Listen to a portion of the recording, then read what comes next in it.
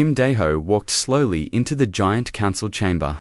His black shoes made soft sounds on the smooth metal floor. Above him, the ceiling stretched high like a mountain. Lights from 1,000 different worlds cast strange colors everywhere. He was the only human in this place. Around him sat the most powerful beings in the galaxy. The Valari looked like tall, thin people, but their skin was blue and their eyes glowed white. They could read minds. The Draxi were shorter but covered in hard gray shells. Their technology was the best in the galaxy. There were also the Keth, who looked like giant insects, and the Mori, who were made of living rock. All of them were looking at him. Daeho had been Earth's ambassador for 2 years now. Before that, he was a general in the human army. He knew how to read people, even alien people. Right now, he could see something in their faces that made his stomach tight. They were happy about something. And when aliens were happy about human business, that usually meant trouble. Council Speaker Veltara stood up. She was the leader of the Valari, and the most powerful being in this room. Her voice was soft, but it filled the entire chamber. Today marks a new age for our galaxy, she said. For too long, we have lived in fear of war. Weapons have brought nothing but death and pain to our worlds. Daeho kept his face calm, but his mind was working fast. He had heard rumors about this meeting. Whispers in the corridors. Secret talks between the alien species. Now he was about to find out what they had planned. The Galactic Council has made a decision, Veltara continued. We will create peace by removing the tools of war. All member species must give up their weapons within 1 solar cycle. The chamber was quiet. Too quiet. Daeho looked around and saw something that made his blood cold. The other species were nodding. They had already agreed to this. This whole meeting was just for show. This whole meeting was just to tell humanity what was going to happen. Ambassador Kim Veltara said, turning her glowing eyes toward him. Does humanity accept this decree? Daeho stood up slowly. He was a big man, even by human standards, but he felt very small in this room. Every eye was on him now. He could feel Veltara trying to push into his mind, trying to read his thoughts. He had learned to build walls against that, but it still felt like ice water in his brain. May I ask a question, Speaker, he said. Of course. What counts as a weapon? A few of the aliens made sounds that might have been laughter. Commander Vex, the Draxi military leader, spoke up. His voice sounded like metal scraping against stone. All devices made for killing, Vex said. Ships with guns, bombs, energy weapons, chemical weapons, all of it. What about tools? Daeho asked. Humans use many tools that could hurt someone if used wrong. Hammers, knives for cutting food, mining equipment. Tools for work are allowed, Veltara said. But we will watch. If humans try to use tools as weapons, there will be consequences. Daeho nodded slowly. And if we refuse, the temperature in the room seemed to drop. Veltara's eyes grew brighter. Humanity is the newest member of our council, she said. You have been members for only 5 years. Your membership can be ... removed. That was a death sentence. Humans had colonies on 47 worlds now. Millions of people lived on those colonies. If Earth lost council membership, the colonies would be cut off. No trade, no supplies, no protection. People would die. I understand, Daeho said. But I cannot speak for all of humanity. I must talk to my government. You have 3 days, Commander Vex said. Then you will give us your answer. Daeho bowed his head slightly. 3 days. The meeting ended quickly after that. The aliens talked among themselves in their strange languages while Daeho walked out of the chamber. His legs felt heavy, like he was walking through deep water. In the corridor outside, he met Park Sora. She was the director of Human Colonial Defense, and one of the smartest people he knew.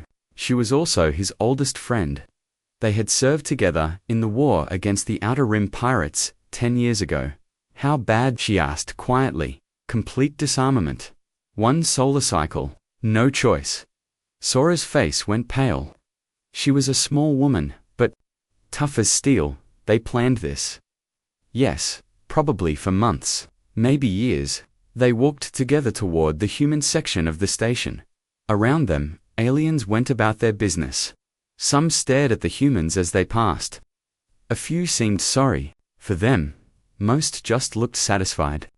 "They're afraid of us," Sora said suddenly. Daiho looked at her. "What? Think about it. We're the youngest species in the council. We've been here 5 years. In that time, human technology has grown fast. Our colonies have grown fast. Our trade has grown fast, so the other species have been in the council for hundreds of years, some for thousands. They grow slowly, change slowly, but humans," she smiled, but it was not a happy smile. "Humans change everything they touch." They reached Daiho's office. It was small and simple, with just a desk, 2 chairs, and a window that looked out into space. Earth was visible in the distance, a small blue dot. "What do we do?" he asked. Sora sat down and was quiet for a long time. Finally, she looked up at him. "We give them what they want." Sora, "No, listen.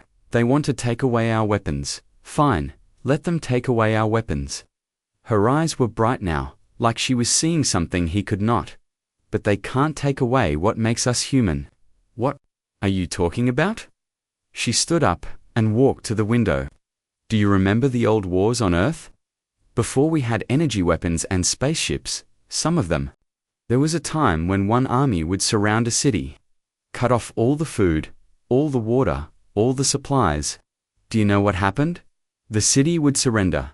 Sometimes, but sometimes, the people in the city would get creative. They would find ways to talk to the outside world, ways to get supplies, ways to fight back that the enemy never expected." She turned to look at him. The enemy could control what went into the city, but they could not control what the people inside the city thought. Daiho was beginning to understand. "You want to fight back? I want to do what humans do best," she said. "I want to adapt." That night, Daiho sent a message to Earth. It was a simple message, just a few words. But those words would change everything. "The silence begins now." 3 days later, he stood before the council again. This time, he did not feel small. This time, he had a secret. "Humanity accepts the decree," he said. Veltara smiled. Around the chamber, aliens looked pleased with themselves. They thought they had one dot. They had no idea what was coming. 6 months had passed since the council's decree. Commander Vex walked through the human colony on New Sol with his inspection team. His gray shell clicked softly as he moved. Behind him, 3 other Draxi soldiers scanned everything with their advanced tools. The colony looked peaceful. Too peaceful. Human workers moved slowly between the buildings. They carried boxes of food and materials. Children played simple games in the streets. Old people sat in the sun and talked quietly about the weather. "Sir," one of his soldiers said, "the scans show nothing unusual. No weapons, no hidden technology. Just normal colony life."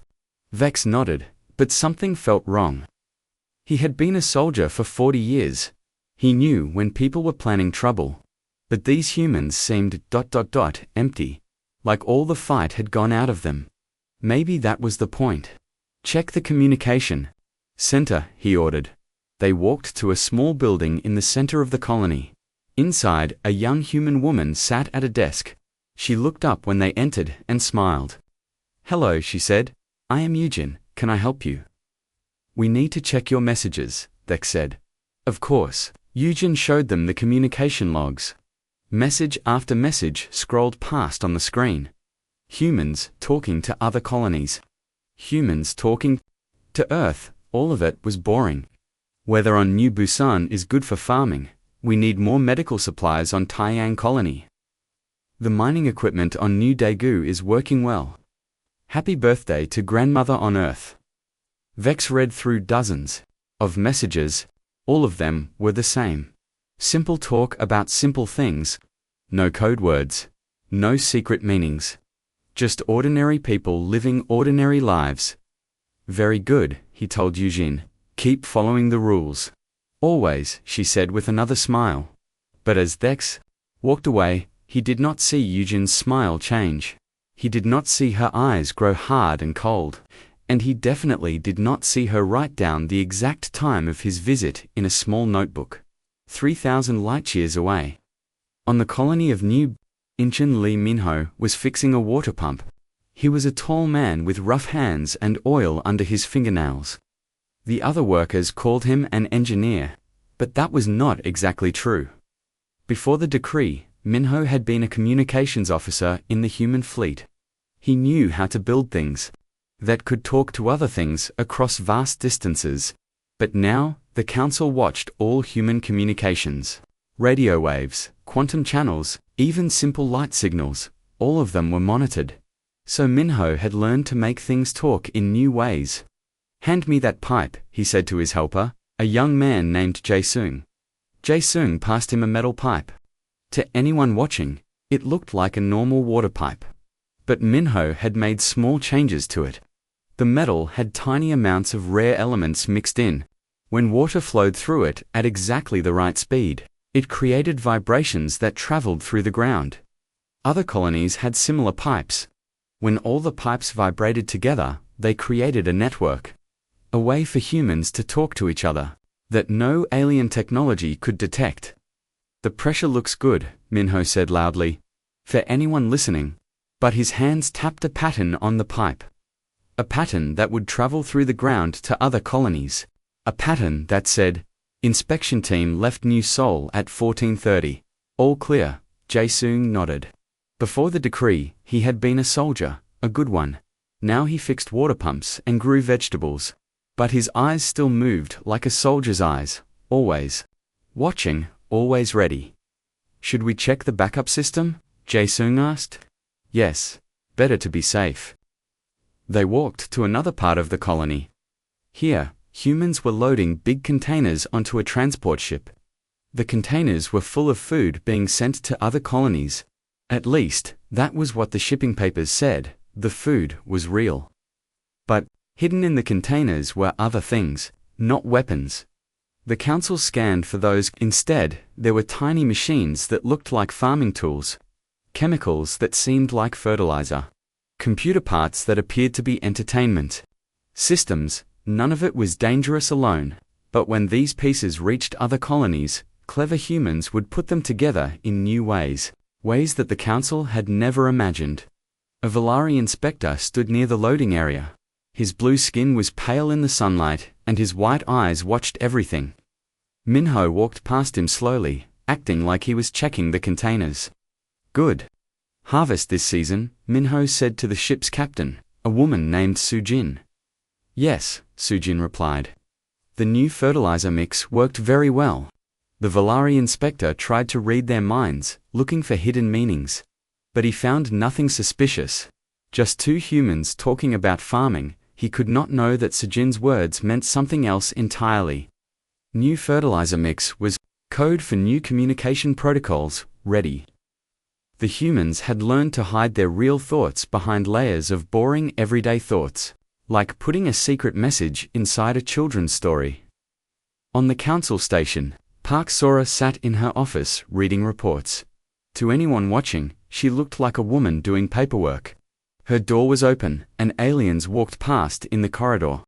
Outside, some of them looked at her with pity. Poor humans, they thought, reduced to pushing papers and following orders. They had no idea Sora was not just reading reports. She was reading a symphony. Every message from every human colony contained small details. The time a shipment arrived, the amount of rain that fell, how many people got sick with a cold, the price of basic supplies. To the aliens, these details meant nothing. But to Sora, they painted a picture of the entire human empire. She could see which colonies were ready for the next phase of the plan, which ones needed more time, which ones had problems that needed solving. Her computer made a soft sound. A new message had arrived from New Seoul. She opened it and read, "Weather has been clear for 6 days. Expect more sun tomorrow. Children are healthy and growing fast. Grandmother sends her love." Sora smiled. Translated into the real language, the message said, "No alien surveillance for 6 days. Ready for next operation." All personnel in position, awaiting orders. She typed her reply. Tell grandmother we miss her cooking. Hope the garden grows well this year. Real meaning, operation approved. Begin phase 2 of the plan. Around the galaxy, on 47 different worlds, humans received the message. To the aliens monitoring their communications, it looked like a nice old woman thinking about her family. But in reality, it was a declaration of war. A war fought with silence. A war fought with ordinary things that were not ordinary at all. A war fought by people who had learned that the best way to hide was to be completely visible. The aliens thought they had won by taking away human weapons. They were about to learn that they had only made the humans more dangerous. 1 year after the decree, strange things began happening across the galaxy. On the Draxi homeworld, their most advanced computer systems started running slowly. At first, the technicians thought it was normal wear, but then the problems grew worse. Memory banks failed. Processing cores overheated. Even their newest machines began acting like they were 100 years old. The Draxi engineers could not understand it. They checked everything twice. They rebuilt entire systems, but nothing worked. What they did not know was that their problems had started in a small greenhouse on New Daegu colony. Yoon Tak-young knelt between rows of tomatoes, his hands deep in rich soil. He looked like a simple farmer. He wore old clothes and his face was brown from working in the sun. Alien inspectors had visited his greenhouse many times. They always saw the same thing, a human growing food for his colony. But Tak-young was not just a farmer. Before the decree, he had been a biochemist in the human military. He knew how to make things that could kill enemy soldiers. Now he used that same knowledge to grow things that could kill enemy computers. The tomatoes are growing. Well, he said to his assistant, a young woman named Hajin. She was actually a former weapons engineer, but now she helped tend vegetables. Yes, Hajin replied. The new fertilizer is very effective. They were both looking at a special tomato plant. It looked normal, but its roots were doing something. Amazing, they were creating tiny organisms, so small that no scanner could detect them. These organisms were mixed into the fertilizer that was shipped all over the galaxy. When the fertilizer reached other worlds, the organisms spread into the air and water. They were completely harmless to living things. But when they touched certain metals and crystals used in Draxi technology, they began to eat them very slowly. The Draxi called it metal rot. They thought it was a natural disease. They had no idea that humans had created it in a greenhouse full of tomatoes. On the other side of the galaxy, Han Soo-jin sat in her office on New Gwangju colony. Her job title was cultural attaché. She was supposed to help humans and aliens understand each other better. The aliens thought this was a harmless job for a harmless human. They were very wrong. Soo-jin was fighting a war. But her weapons were ideas instead of bullets. She had spent months studying alien psychology. She learned what made different species angry, afraid, or confused. Then she used that knowledge like a general uses soldiers. Her latest project was working perfectly. She had started small rumors in alien communities. Nothing big or obvious. Just tiny suggestions that maybe the other species were not being completely honest. Maybe the Valari were using their mind reading to cheat in trade deals. Maybe the Draxi were keeping the best technology for themselves. Maybe the Keth were secretly planning to expand their territory. The aliens tried to use their telepaths to find the source of these rumors. But the rumors seemed to come from everywhere and nowhere. What they did not realize was that the rumors were spreading through human entertainment broadcasts. Humans made simple shows about their daily lives, cooking shows, music programs, stories about families. The aliens watched these shows because they were harmless and boring, perfect for learning about human culture. But hidden in every show were tiny details. A character would mention overhearing something, an actor would make a casual comment. A newsreader would share gossip from another world. None of it seemed important alone. But when aliens across the galaxy watched these shows, the tiny details added up to big suspicions. The council members were starting to argue with each other more often. Trade deals were falling apart. Military alliances were growing weak, and All because humans had learned to weaponize entertainment. Oh Dong-wook ran the largest trading company in the human colonies. His ships carried goods between human worlds and alien markets. The council watched his business carefully, but they never found anything suspicious. That was because Dong-wook was not hiding his weapons. He was using his entire business as a weapon. The new trade routes are very efficient, he told his assistant, Numhee, as they looked at star charts in his office. Yes sir, Numhee replied. Profits are up 30%. What they did not say out loud was that those profits came from something much more important than money. They came from control. Dong-Wook had spent months learning exactly what each alien world needed most: food, medicine, technology, parts, raw materials. He mapped it all.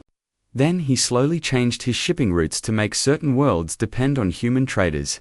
At first, he offered the best prices and fastest delivery in the galaxy. Alien businesses started preferring human traders over their own species. Why use expensive slow Draxi ships when human ships were cheaper and faster? But once the aliens became dependent on human trade, Dong-wook began making small changes. Deliveries arrived a few days late. Prices went up slightly. Quality dropped just a little bit. Not enough to cause real problems. Just enough to cause stress. The stress was worst on worlds that had large Draxi or Valerie populations. These worlds started having economic troubles. Citizens became unhappy with their governments. Political leaders began making mistakes.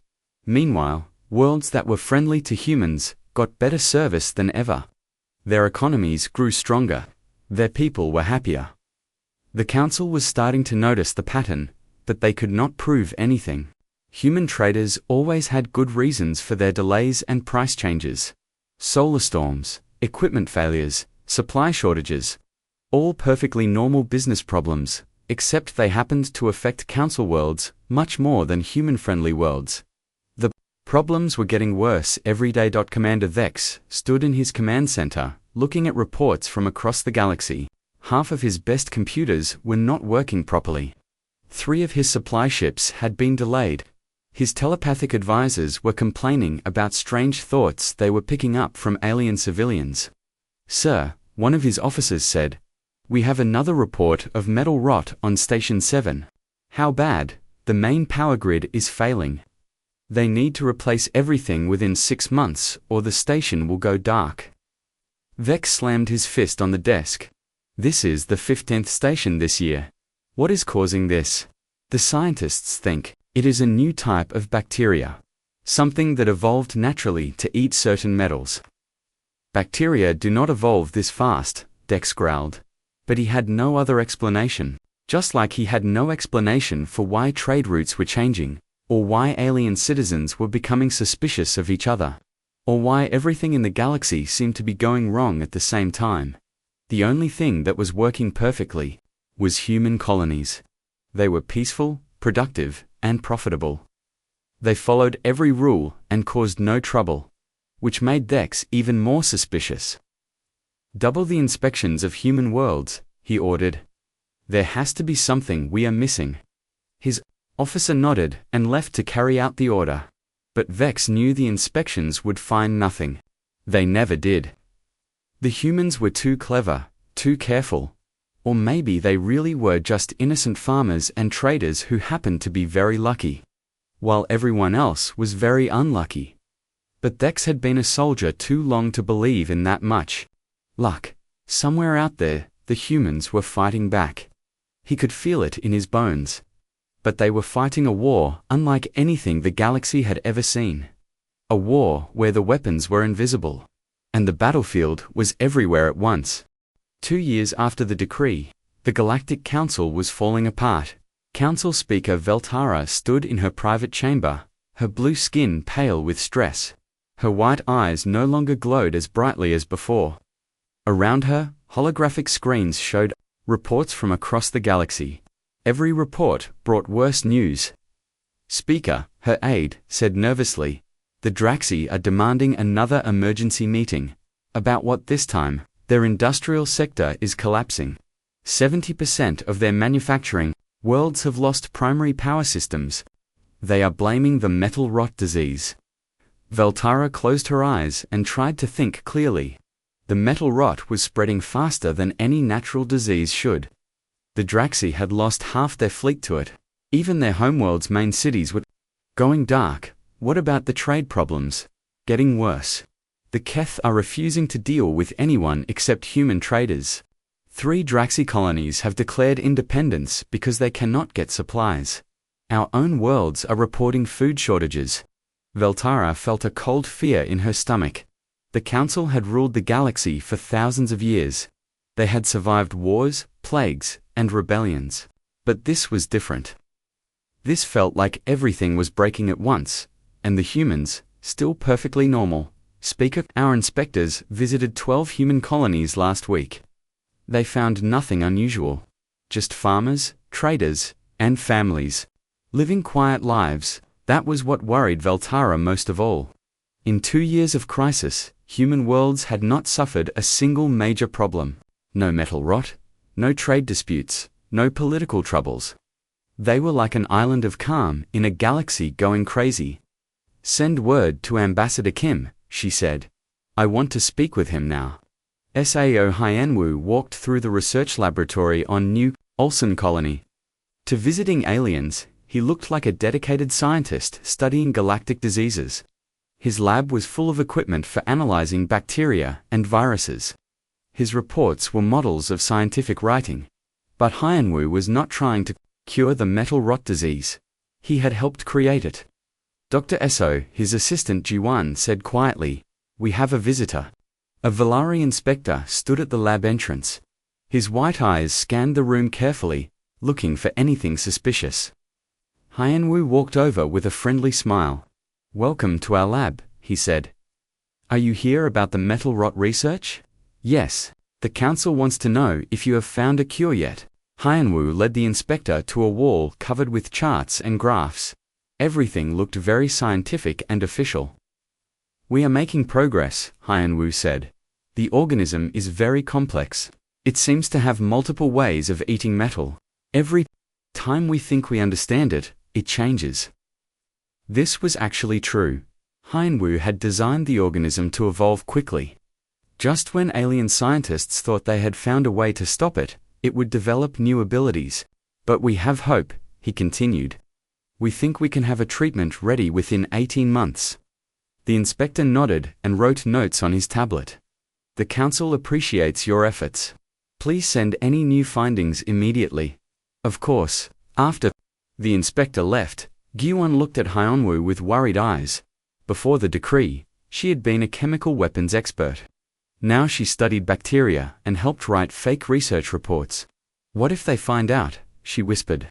"They will not," Hyenwu said calmly. "We are giving them exactly what they expect to see. A dedicated human scientist trying to help solve their problems. They want to believe we are innocent, so they will believe it." He was right. The inspector's report would say that humans were working hard to find a cure for the metal rot.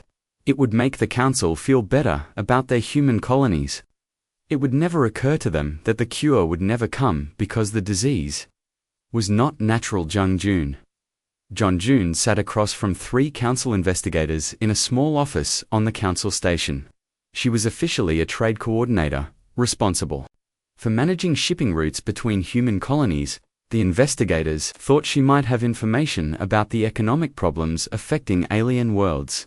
They had no idea. They were talking to one of the architects of those problems. Ms. Zhang, the lead investigator, said, "Can you explain why human trade routes have changed so much in the past year?" Dayun opened a thick folder full of charts and shipping schedules. She had spent weeks preparing for this meeting, creating documentation that would explain everything while revealing nothing. "Certainly," she said, with a helpful smile. "The changes are due to several factors. First, the metal rot disease has damaged many stations and ships. We had to find new routes that avoid infected areas." She showed them a map of the galaxy with red marks indicating metal rot outbreaks. The map was accurate, but it did not show that humans had deliberately caused the outbreaks to force route changes.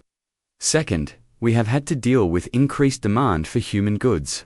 Our agricultural products and manufactured items have become very popular with alien consumers. This was also true. Alien worlds had become dependent on human trade because other supply lines were mysteriously failing. But the investigators did not need to know that the failures were not mysterious at all. Finally, we have had to respond to political instability in several sectors. When governments change or collapse, trade routes must change too. The investigators nodded. Everything, she said, made perfect sense. Humans were simply adapting to problems that other species had created. Have you noticed any patterns in these problems? One investigator asked.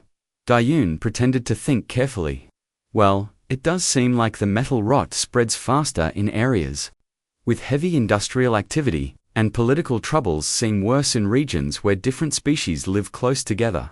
But I am just a trade coordinator. I am sure your experts understand these things better than I do. The investigators spent 2 more hours asking questions. Dayun answered every one with helpful details and supporting documents.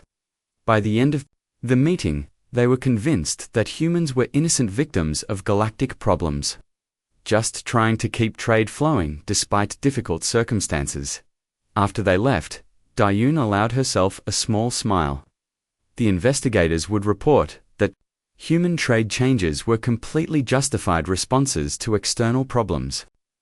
They would recommend that the council work more closely with human traders, since humans seemed to be the only ones who could keep commerce working during the crisis, which was exactly what Dayun wanted them to think.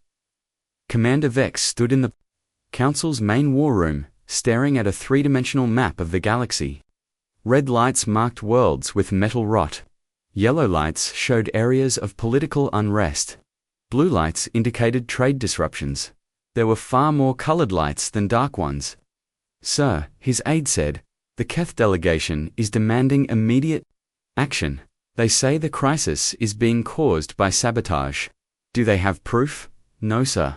But they insist that too many things are going wrong at once for it to be natural. Vex nodded grimly. He agreed with the Keth, but agreement was not enough. The council needed evidence, and there was none. What about the humans? Ambassador Kim is on his way to see Speaker Vel. But sir, our investigators just finished interviewing their trade coordinator. She provided complete documentation showing that all human activities are legitimate responses to the crisis. Vex growled deep in his throat. Every investigation led to the same conclusion. Humans were innocent. Humans were helpful. Humans were the only species that seemed able to function normally while everything else fell apart. But Vex's soldier instincts told him that was impossible. Nobody was that lucky. Nobody was that good at adapting to chaos unless they had caused the chaos themselves. Double the surveillance on all human activities, he ordered. Yes, sir. But sir, what are we looking for? We have monitored their communications, inspected their facilities, analyzed their trade patterns. If they are responsible for this crisis, they are hiding it better than anyone in galactic history. Vex stared at the map for a long time. Finally, he spoke in a voice as cold as space itself. Then we are about to discover just how dangerous humans really are. 3 years after the decree, Kim Daeho walked into the council chamber for the last time as a junior member. The great room looked different now. Many seats were empty. The lights were dimmer because of power failures. The walls showed cracks that nobody had money to fix. But Daeho looked exactly the same as he had 3 years ago. Calm, respectful, and quietly confident, Council Speaker Veltora sat in her chair. But she looked like she had aged 20 years. Her blue skin was almost grey now. Her white eyes had lost their glow. Around her, the remaining council members looked tired and defeated. Ambassador Kim Veltara said, her voice barely above a whisper. Thank you for coming. Of course, Speaker. How can humanity help? Those words hung in the air like a challenge. Everyone in the room knew that humans were the only species not suffering from the galactic crisis. Human worlds were prosperous.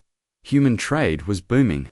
Human colonies were expanding, while everyone else was dying. We need to discuss the current situation, Veltara said. Certainly. It has been a difficult time for everyone. Commander Vex stood up suddenly. His grey shell was cracked in several places, and one of his arms was missing, lost when his flagship's power core exploded due to metal rot. Enough games, he growled. We know what you have done. Daiho looked at him with mild surprise. I'm sorry, Commander, I do not understand. The metal rot, the trade disruptions, the political unrest, all of it started after we took your weapons away. Are you suggesting that humanity is responsible for natural disasters and political problems on alien worlds? I am not suggesting anything. I am telling you directly. Humanity has been conducting a secret war against the Council for 3 years. Daiho was quiet for a moment. Then he smiled. It was not a friendly smile. Commander Vex, you are absolutely correct. The chamber fell silent. Even the background hum of the station's life support systems seemed to stop. Veltara's eyes went wide with shock. What did you say? She whispered. Daiho walked to the center of the chamber. His footsteps echoed in the silence. When he spoke, his voice was calm and clear. I said that humanity has been at war with the Galactic Council for 3 years. We have used biological weapons to destroy your technology. We have used economic warfare to collapse your trade networks. We have used psychological operations to turn your species against each other. Veltara tried to stand, but her legs would not support her. That is impossible. We monitored everything. We inspected everything. You had no weapons. You are right. We had no weapons, so we made weapons from things that were not weapons. Daiho gestured around the chamber. Your inspectors looked for guns and bombs. They never thought to look for tomatoes that could eat metal. They never imagined that entertainment shows could spread distrust. They never considered that trade routes could be weapons of war. Commander Vex reached for his sidearm, but his hand stopped halfway. The weapon was covered in metal rot. It had not worked in months. You see, Daiho continued, humans have something that your species lack. We call it adaptability. When you took away our traditional weapons, we simply found new ways to fight? How? Veltara asked. How did you coordinate all of this without us knowing? Because you never understood what silence really means. You thought silence meant surrender. But for humans, silence means thinking, planning, preparing. Daiho smiled again. We spent 3 years teaching our enemies to ignore us, and while you were ignoring us, we were destroying you. Behind Daiho, the chamber doors opened. Park Sora walked in, followed by 50 other humans. They were farmers, traders, scientists, and teachers from colonies across the galaxy. But they moved like soldiers. Allow me to introduce the real leadership of the human resistance, Daiho said. Director Park Sora has been coordinating our operations from the beginning. Sora stepped forward.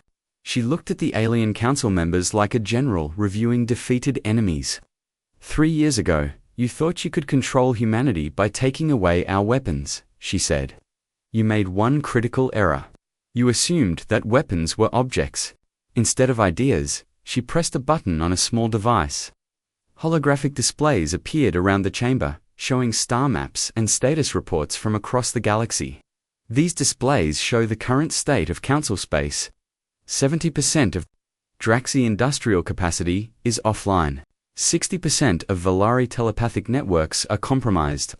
80% of Keth military bases are without power. Every major trade route in council space is under human control. The alien leaders stared at the displays in horror. The scope of the disaster was even worse than they had realized. Impossible, Veltara whispered. Our inspectors found nothing. Our telepaths detected nothing. Your inspectors found exactly what we wanted them to find, Sora replied. Peaceful farmers growing food. Honest traders moving cargo. Dedicated scientists researching diseases. You never thought to ask why human farmers were so interested in rare soil minerals. Or why human traders were so good at finding new routes. Or why human scientists seemed so helpful with problems that only got worse despite their help. Commander Vex finally found his voice. What do you want? Revenge. To rule the galaxy. Sora shook her head. We want what we have always wanted. To be treated as equals, not as junior members, to be controlled and managed. She walked to Veltara's chair and looked down at the council speaker. Here are our terms. The council will be restructured as a true partnership of equals. No species will be allowed to ban weapons from any other species.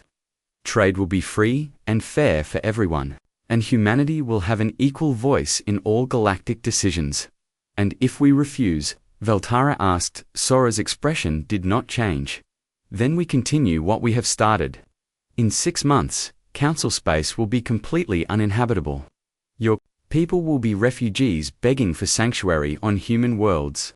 You would commit genocide. No, we would simply allow the consequences of your own actions to continue.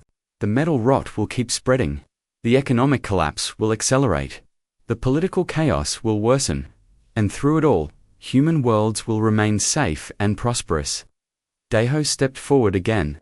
You see, Speaker, we learned something important 3 years ago. The galaxy does not need the Council to survive, but the Council needs the galaxy to exist. And right now, humans control the galaxy. Veltara looked around at her fellow council members. They all had the same expression, defeat mixed with disbelief. The greatest military powers in galactic history had been brought down by farmers and traders who followed every rule while breaking every assumption. We accept your terms, she said quietly. Sora nodded. Excellent. We will begin the transition immediately. She pressed another button on her device. Across the galaxy, human colonies received a simple message. Phase 2 complete. Begin Phase 3. Integration. As the council members filed out of the chamber, Daiho remained behind with Sora. They stood in the empty room, looking at the displays showing their victory. 3 years, Daiho said. From banned weapons to galactic leadership in 3 years.